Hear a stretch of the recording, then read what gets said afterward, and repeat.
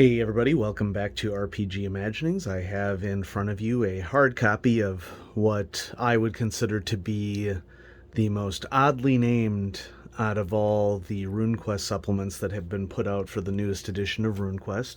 And I mean that in a very complimentary way.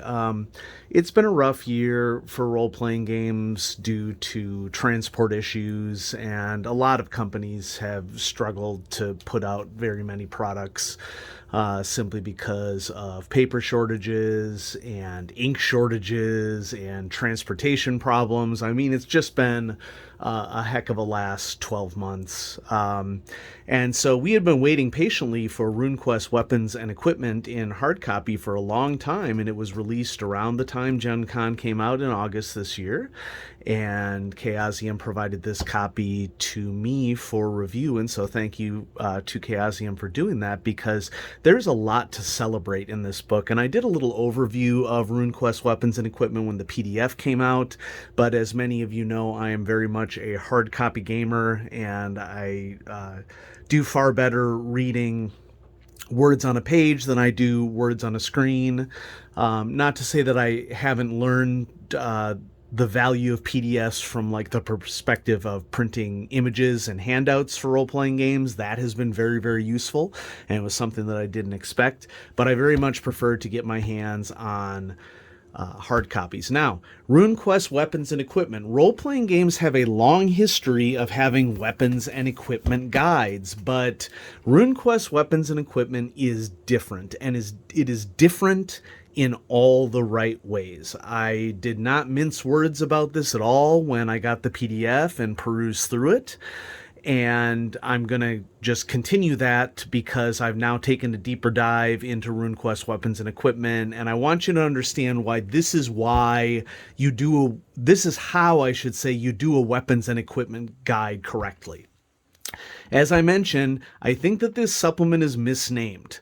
I'm really interested in the strategy that went into naming it, because who knows the extent to which prior history of role-playing games influenced the naming of this supplement. You know, it's like in the role-playing zeitgeist, weapons and equipment guides are common, okay? I hate them historically, in that what they tend to be is just a big pile of stats for you to do your stat thing, and essentially video game or role-playing game. And if that's your jam, fine, it's not mine. Okay. And so historically, when you get a weapons and equipment guide, it's basically just, hundreds of different entries that have subtly different numbers between each of the columns of the entries, effectively, is what they are.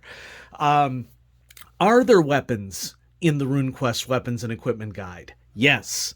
Is there equipment in the RuneQuest weapons and equipment guide? Yes.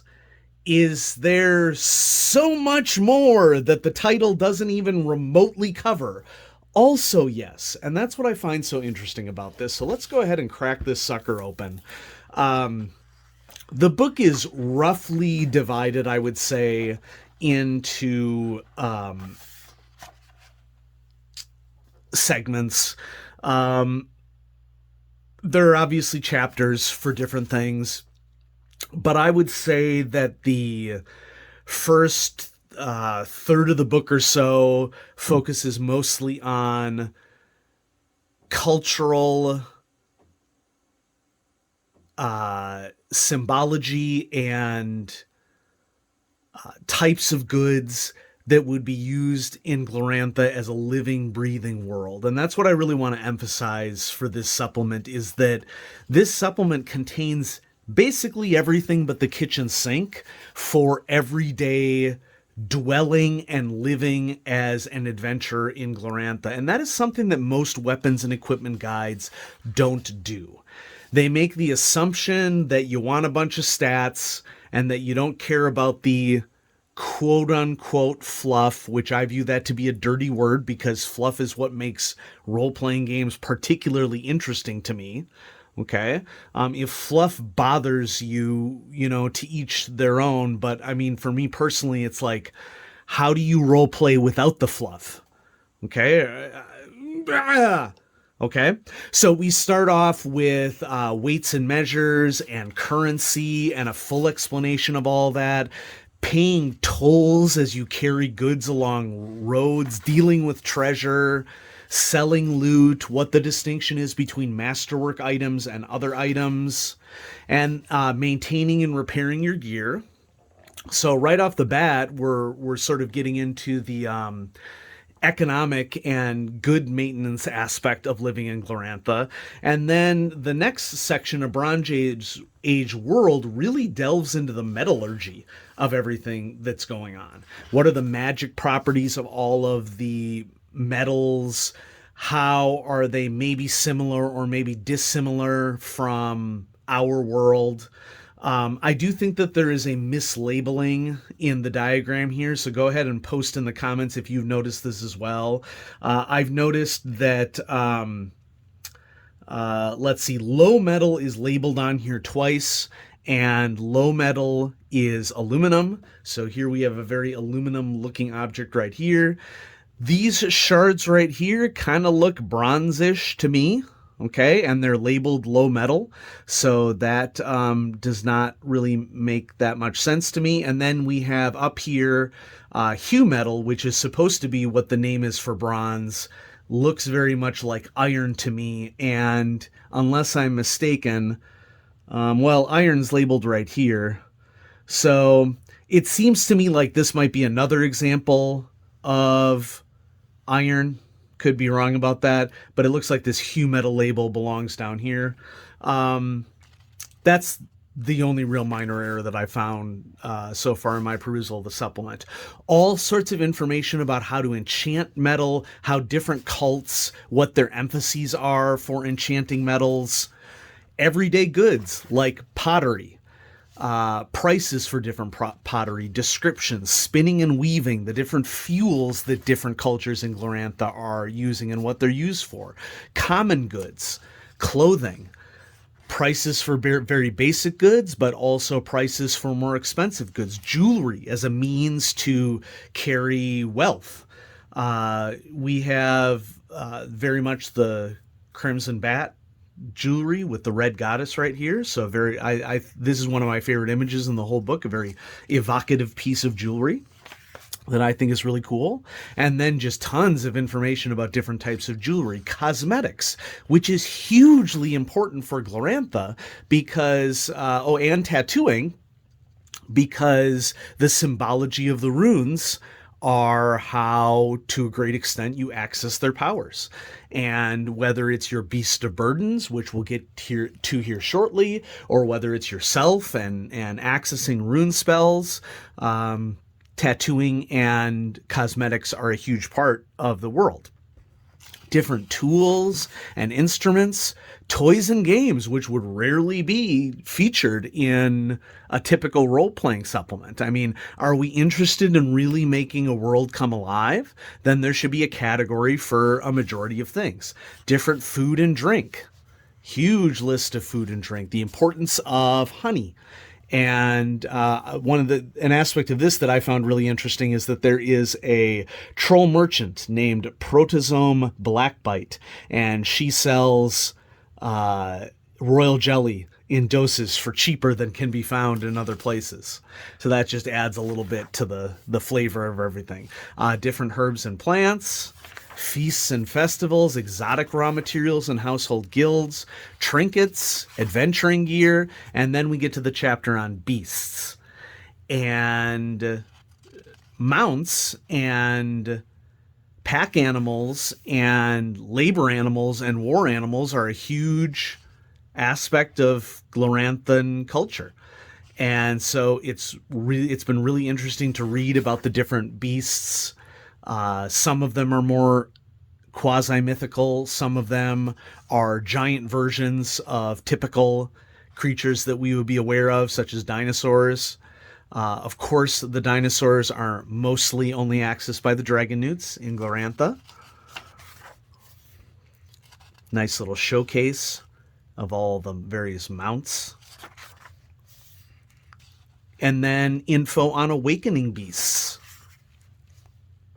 as well as keeping beasts sort of as little familiars.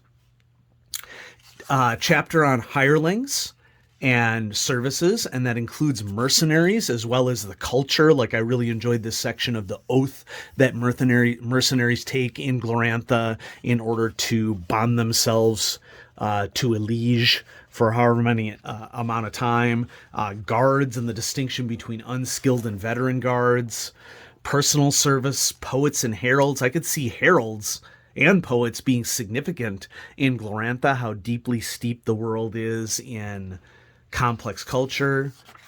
Laborers, sages, and scribes. I really appreciate this box right here, that the slavery that has been present in Glorantha. Not like slavery is ever a good thing, but debt slavery in Glorantha is not the same as historical chattel slavery that has existed in the world. And this box does a really good job of describing the distinctions, as well as reminding everybody that, you know, even if this change in the nature of enslavement or unfree isn't acceptable to you, you can just not include it in your game, which is an appropriate thing to have. More info on tattoos. Magic services and inns and residents, detailed information on funerary rites, and then we get to the weapons section. Now, the best thing about the weapons section, I'm not going to go through the whole section, is that throughout the section you get really nice images of all the different types of weapons, so that it helps a lot with imagination in imagining what is happening in the world. You don't get as much. I mean, obviously you get this really nice full page display of armor components. I would recommend that if you really want a good overview of armor in Glorantha, that you take a look at the Enemies and Armies of Dragon Pass, which is an excellent supplement that is available on the Johnstown Compendium.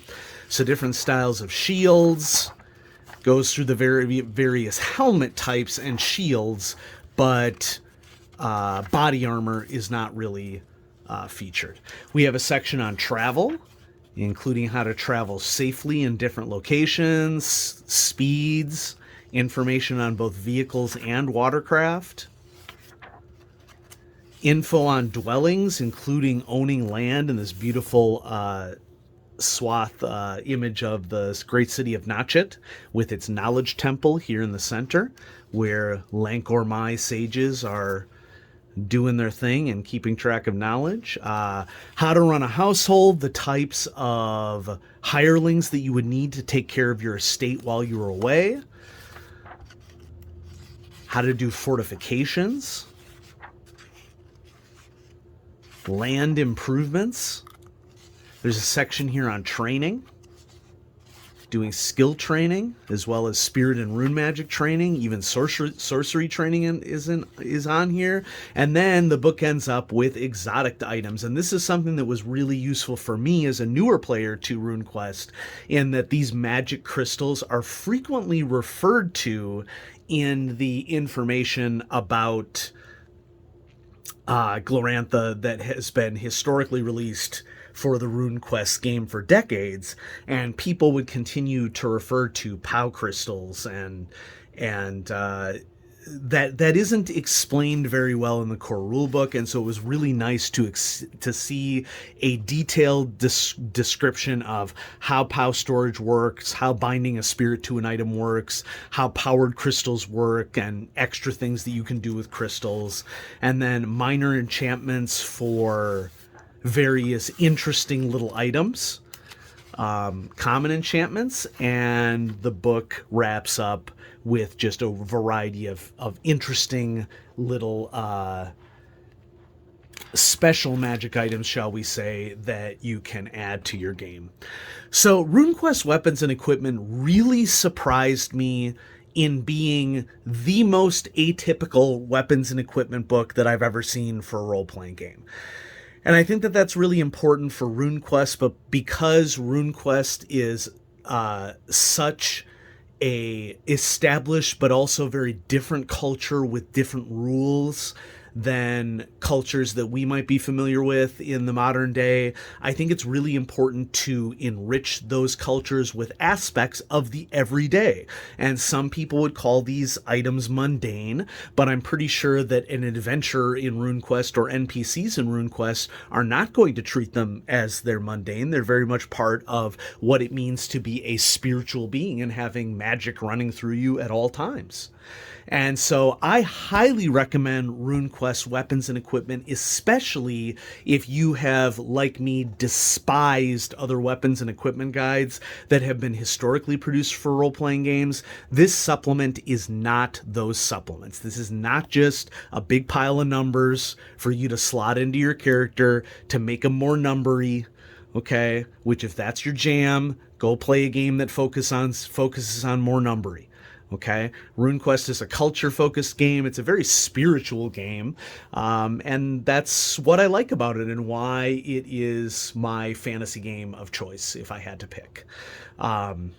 Bronze Age setting is far more interesting and nuanced to me than a high fantasy setting. So, yeah, check it out.